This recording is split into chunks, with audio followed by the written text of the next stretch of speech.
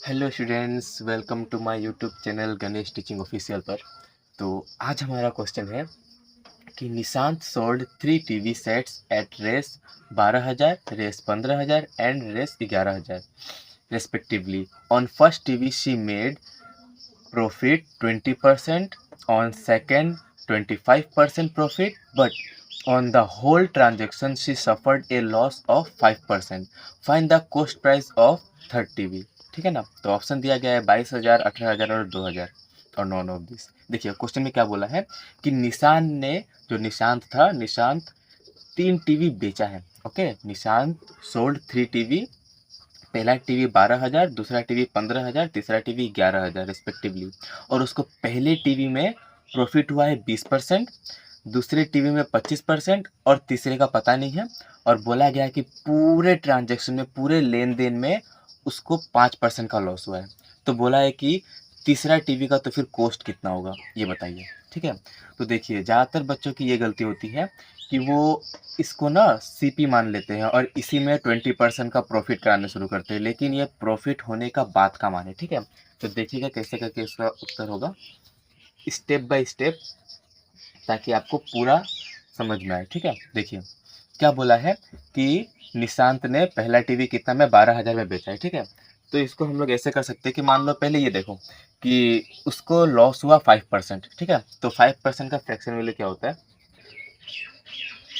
1/20। ठीक है, बोला है उसको लॉस हुआ है 5%। अब देखिए इन सबको टोटल अगर हम लोग जोड़ें, ठीक है, पहला जो है 12,000, 15,000 एंड 11,000, इन सबको अगर हम लोग प्लस करेंगे तो उसका टोटल सेलिंग प्राइस मिल जाएगा। ठीक है ना। तो ठीक है, हम लोग चलो प्लस करते हैं, कितना होता है 12,000 और 15,000, 27, 27 और 10, 37 और 1, 38, 38,000। ठीक है, ये हो गया पूरा उसका सेलिंग प्राइस हो गया है 38,000। ठीक है, अब क्वेश्चन में बोला है कि उसको लॉस हुआ है 5%। चलो, ये 38,000 में 5% का लॉस, अर्थात ये लॉस का मान है। ये 38,000 जो है ये बेचने का बाद का मान है, अर्थात ये लॉस का मान है। 20 था, एक कम गया, अर्थात ये 19 का मान है। तो हम लोग को सीपी चाहिए, तो हम लोग 20 मल्टीप्लाई करते हैं, तो हम लोग को टोटल सीपी मिल जाएगा। ये हमें मिलेगा टोटल सीपी। ठीक है, 19 से कम 19, 19 का पहाड़ा 2 बार में 38 खत्म, और बस 20 दुगुना 40, अर्थात उसका टोटल सीपी कितना निकला हमारा 40,000। ठीक है, उसका टोटल सीपी निकल गया हम लोग का 40,000। अब देखिए क्या बोला है। अब मेन चीज़, अगर हम लोग को बोला है कि थर्ड टीवी का कॉस्ट प्राइस निकालो, हम लोग आराम से निकाल सकते हैं कि पहला टीवी जो था वो 12,000 में बेचा गया और उसमें 20% का प्रॉफिट हुआ है। तो हम लोग बोल सकते हैं कि जो 12,000 जो है, चलो हम लोग डायरेक्ट यहाँ पर आंसर ही लिखते हैं। देखिए ये जो 12,000 जो है ये 20% प्रॉफिट, अर्थात 120 का मान है, हमें 100 का मान चाहिए, हो गया पहला।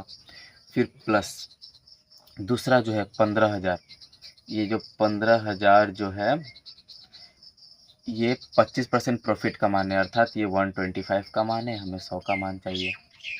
ठीक है, अब इसको सॉल्व करके जितना भी आएगा ना उसको आप इससे माइनस कर दीजिएगा, तो हम लोग का थर्ड का कॉस्ट प्राइस मिल जाएगा। ये पहला का कॉस्ट प्राइस है, ये दूसरा का कॉस्ट प्राइस है, और थर्ड का कॉस्ट प्राइस कैसे निकलेगा, पहला का कॉस्ट प्राइस और दूसरा का कॉस्ट प्राइस को प्लस करके टोटल कॉस्ट प्राइस से अगर हम लोग माइनस करेंगे तो हमारा आराम से थर्ड टीवी का कॉस्ट प्राइस निकल जाएगा। ठीक है, तो देखिए 120 से 120 खत्म, बचा यहाँ पर 100। तो पहला का कितना है 10,000 है। ठीक है, दूसरा 125, 25 पच्चे 125, 25 चौके 100, 5 दिया 15, 1 2 3 0। तो दूसरा का हो गया कॉस्ट प्राइस 12,000। ठीक है, अब हम लोग को यदि आंसर चाहिए तो हम लोग कैसे लिखेंगे कि 40,000 जो टोटल प्राइस है, टोटल कॉस्ट प्राइस है, उससे आप पहला टीवी और दूसरा टीवी का माइनस करो तो आपका थर्ड टीवी मिल जाएगा। तो 12,000 और 10,000 कितना होता है 22,000। ठीक है, अब माइनस कीजिए कितना आता है 0 0 0, 10 में से 2 गया 8, और इधर बच गया 3 में से 2 गया 1, 18,000 रेस। ये हमारा करेक्ट आंसर है, ऑप्शन नंबर डी।